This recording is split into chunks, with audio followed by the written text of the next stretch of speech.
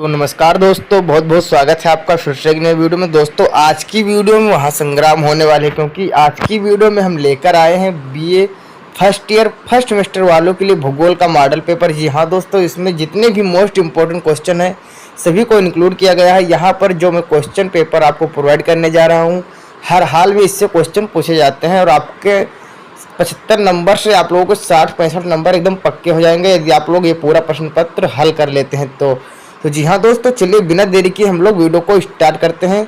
तो दोस्तों आप लोगों को यहाँ पर बीए फर्स्ट सेमेस्टर का ज्योग्राफी यानी भूगोल का मॉडल पेपर दिया जा रहा है। यहाँ पर आप लोगों को समय कितना दिया जाएगा, आप लोग को टोटल टाइम दिया जाएगा यहाँ पर 3 घंटे और पूर्णांक रहेगा आपका 75 का। वैसे तो 100 का रहता है, लेकिन इसमें 25 नंबर आपके किस में जुड़ जाएंगे, 25 नंबर आपके प्रैक्टिकल के जुड़ेंगे। ज्योग्राफी है यानी कि ये एक प्रैक्टिकली सब्जेक्ट है। इसमें कुल कितने 5 प्रश्नों के उत्तर देना है और प्रश्न संख्या 1 अनिवार्य है। यानी कि जो प्रश्न संख्या 1 है, पहला प्रश्न, ये अनिवार्य है, इसको हर हाल में करना ही करना है। और खंड आ तथा बा में से 2-2 प्रश्नों के उत्तर देना है। सभी प्रश्नों के अंक समान है। तो यहाँ पर खंड आ और बा है जो, इनसे 2-2 प्रश्नों का उत्तर देना है और जो प्रश्न है इन सभी के उत्तर समान है, चाहे आप अथवा वाले करके दूसरा का दो या फिर पहले का दो, ये सभी आंसर आप लोग के समान रहेंगे। तो देखते हैं कि कौन कौन से क्वेश्चन है जो इम्पोर्टेंट क्वेश्चन है जो आने वाले हैं इस बार परीक्षा में। तो दोस्तों यहाँ पर सबसे पहले हम लोग देखते हैं कि निम्नलिखित में से प्रत्येक प्रश्न का उत्तर 200 शब्दों में दीजिए। तो प्रत्येक प्रश्न का उत्तर 200 शब्दों में देना है आप लोगों को, यानी कि 1 और 2 पेज आप लोगों के कम से कम, 3 पेज हो सकता है लेकिन 2 पेज कम से कम आपको भरना रहेगा। उससे कम भरेंगे तो फिर नंबर कट जाएगा आपको। फिर देखते हैं यहाँ पर महाद्वीपीय प्रवाह सिद्धांत। महाद्वीपीय प्रवाह सिद्धांत क्या है, जैसे महाद्वीपों का, जैसे प्लेटें खिसकते हैं ना, आप लोगों को पता होगा कि प्लेट विवर्तन के होता है ना, तो उसी प्रकार से महाद्वीपीय प्रवाह सिद्धांत होता है। जैसे कि कहा जाता है, माना जाता है कि जो भारत का दक्षिणी हिस्सा है वो अफ्रीका के पूर्वी और दक्षिणी तट से मिलता जुलता है। तो ऐसा माना जाता है कि जो भारत है वो कभी अफ्रीका का हिस्सा हुआ करता था और वहाँ से टूटकर आज एशिया में जाकर मिल गया है। तो इसे माना जाता है, जैसे कि आप लोग का ये भारत था और एशिया का जो इधर का साइड का ऐसा है हिस्सा, ये माना जाता है कि इधर मेडागास्कर के साइड का, जो मेडागास्कर है, ये मेडागास्कर यहाँ से मिलता जुलता है। तो ये था पहले महाद्वीपीय प्रवाह सिद्धांत। फिर क्या है, तापमान व्युत्क्रमण। आप लोगों को तापमान व्युत्क्रमण बहुत अच्छे से तैयार कर लेना है।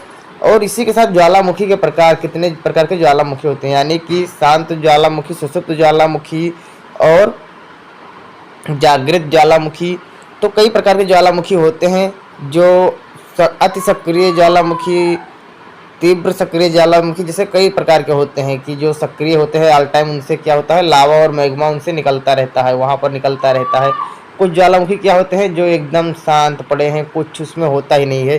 तो इस प्रकार से सुषुप्त ज्वालामुखी, सक्रिय ज्वालामुखी, इस सब होते हैं। उसी के साथ यहाँ पर भौतिक अपक्षय आप लोगों को पढ़ना रहेगा। यहाँ पर भौतिक अपक्षय क्या होता है, तो जैसे आप लोगों ने यदि अपक्षय, अपर्दन और निक्षेप पढ़ा है तो आप लोग बहुत अच्छे से भौतिक अपक्षय कर सकते हैं। उसी के साथ वलन तथा भ्रंशन। वलन और भ्रंश क्या है, ये बहुत ही इंपॉर्टेंट क्वेश्चन है। इससे हर बार क्वेश्चन पूछा जाता है कि वलन और भ्रंश आखिर क्या है। तो वलन क्या होता है कि जैसे जब मिट्टी इससे दब जाती है तो इसको वलन कहते हैं। जैसे ये वलयाकार हो जाता है, जब जैसे ऐसे आता है तो जैसे इधर के निचला हिस्सा का पूरा मिट्टी कट जाता है हवा के द्वारा, जल के द्वारा, इधर का मिट्टी कट जाता है, बीच का टिल्ला उठा रह जाता है, इसको क्या कहते हैं, हम वलन कहते हैं।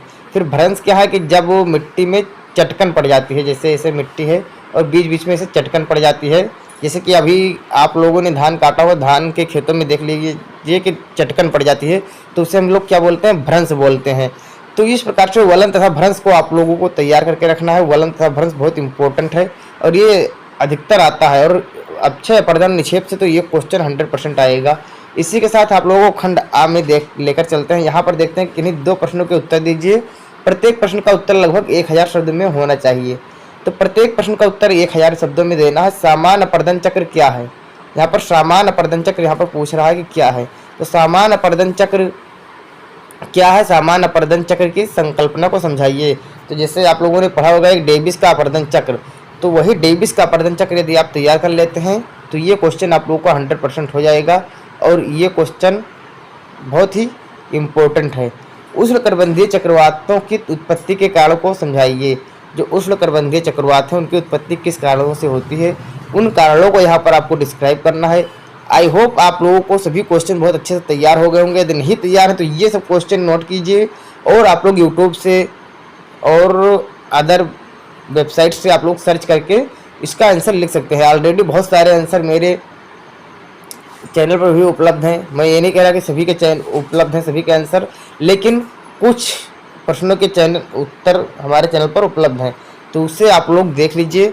मैं डिस्क्रिप्शन में लिंक दे दूंगा, एंड स्क्रीन पर और ऊपर आई बटन पर भी लगा दूंगा। इन चक्रवातों पर मौसमी दशाओं का उल्लेख कीजिए। तो इन चक्रवात जो हैं इन पर मौसमी दशा का क्या प्रभाव पड़ता है, तो इसका आप लोग को उल्लेख करना है। फिर क्या, अवसादी सेल के निर्माण की प्रक्रिया का उल्लेख कीजिए।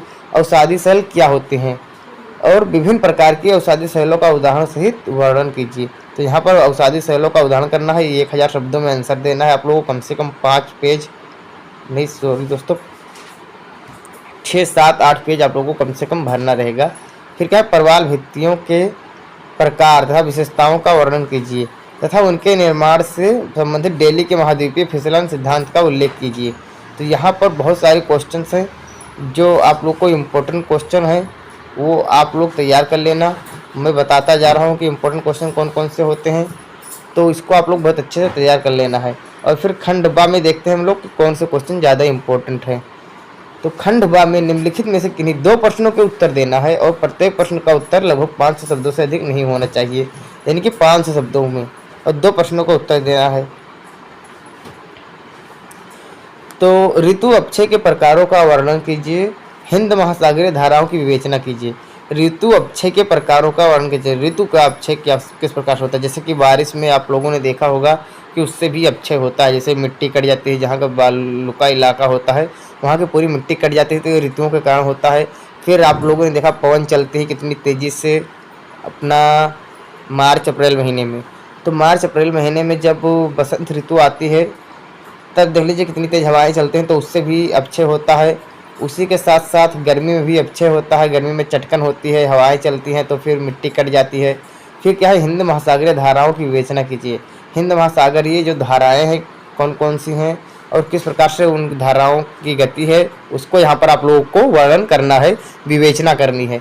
उसी के साथ जैवब्रिज के तापीय संकुचन को सिद्धांत को समझाइए। अपवाह प्रतिरूप का वर्णन कीजिए। ये बहुत ही इंपॉर्टेंट क्वेश्चन है, अपवाह प्रतिरूप, इसको आप लोगों को अच्छे से तैयार कर लेना है। ये 100% पूछा जाएगा। और आप लोग कमेंट करके ज़रूर बताना कि वीडियो कैसी लगी, और साथ में वीडियो को लाइक कर देना। नए हमारे चैनल पर तो चैनल को सब्सक्राइब करके बेल नोटिफिकेशन को आप ऑल पर सेट कर सकते हैं। फिर देखते हैं सूर्य तप क्या है, इसकी विशेषताओं पर प्रकाश डालिए। सूर्य तप क्या है, इसकी विशेषता क्या है, इस पर आपको वर्णन करना है। इसका थोड़ा सा जिक्र कर देना है 500 शब्दों में, यानी कि आपको 2.5 से 3 पेज लिखना होगा। ज्वार भाटा के प्रकारों का उल्लेख कीजिए। तो ज्वार भाटा के प्रकार क्या है कि चंद्रमा की गुरुत्वाकर्षण शक्तियों के कारण समुद्री जल को उठकर आगे बढ़ने की प्रक्रिया को ज्वार और लौटकर पीछे प्रक्रिया गिरकर पीछे लौटने की प्रक्रिया को भाटा कहते हैं। तो ये कितने प्रकार के होते हैं इसका आप लोग को वर्णन करना है यहाँ पर। और देख लीजिए मैंने जैसे बोला था ना कि डेविस के अपरदन चक्र का उल्लेख कीजिए। जैसे आप लोगों को अपरदन चक्र लिखना है तो यहाँ पर डेविस का अपरदन चक्र बहुत अच्छे से तैयार करके रखना है। और भौतिक भूगोल के विषय क्षेत्र का वर्णन कीजिए। तो भौतिक भूगोल का विषय क्षेत्र कहाँ कहाँ फैला है, तो आप लोग स्थल मंडल, जल मंडल, वायुमंडल और इन सब से मिलकर एक क्या बनता है, जैवमंडल। तो ये आप लोगों के विषय क्षेत्र हो गया और इसके बारे में आप लोगों को डिटेल में लिख देना है और आपका हो जाएगा एकदम 100% पूरा क्वेश्चन पेपर सोल्व। तो आई होप आप लोगों को ये क्वेश्चन पेपर अच्छा लगा होगा। मॉडल पेपर को हल कीजिए। मैं ज़्यादा से ज़्यादा ही आप लोगों को राय दूंगा कि ज़्यादा से ज़्यादा आप लोग मॉडल पेपर को हल करें। मॉडल पेपर को जितना ही ज़्यादा हल करेंगे उतना ही अच्छी आप लोगों की तैयारी होगी। तो बस इतना कहना चाहता हूँ, बाकी नेक्स्ट वीडियो में। तो चलिए मिलते हैं अगले वीडियो में, तब तक के लिए जय हिंद, जय भारत।